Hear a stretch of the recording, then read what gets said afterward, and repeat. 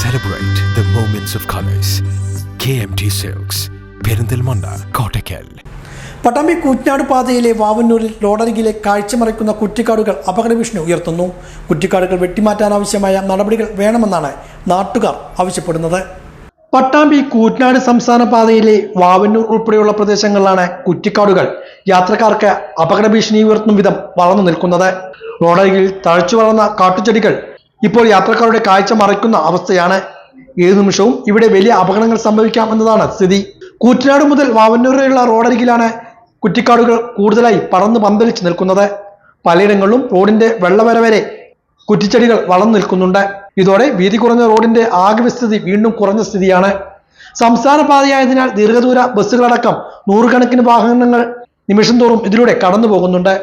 ഏറ്റവും ഗൗരവമായ കാഴ്ച റോഡിലെ വളവുകളിലേതാണ്.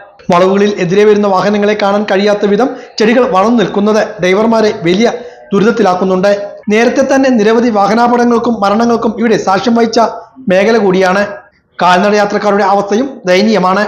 റോഡരികിലൂടെ നടക്കുവാൻ ഒരല്പം പോലും ഇടമില്ലാത്ത സ്ഥിതിയാണ്. പാമ്പുകൾ ഉൾപ്പെടെയുള്ള ഇഴജന്തുക്കളുടെ ഭീഷണി വേറെയുമുണ്ട്. അതുകൊണ്ട് തന്നെ റോഡിലേക്ക് ഇറങ്ങി നടക്കേണ്ട സ്ഥിതിയിലാണ് കാൽനട യാത്രക്കാർ. ഇത് വാഹനയാത്രക്കാരെയും ദുരിതത്തിലാക്കും. മാത്രമല്ല അപകടങ്ങൾക്കും ഇത് സാധ്യത വർദ്ധിപ്പിക്കുകയാണ്. രാത്രികാലങ്ങളിൽ ഇവിടം അതീവ അപകട മേഖലയായി മാറുകയാണ്. റോഡരികിലെ വൈദ്യുതി പോസ്റ്റുകൾ പോലും തിരിച്ചറിയാൻ കഴിയാത്ത വിധം മൂടിക്കിടക്കുകയാണ്. മഴ കനക്കുന്നതോടെ ചെടികൾ ഇനിയും തളച്ചു വീഴാൻ സാധ്യതയുണ്ട്.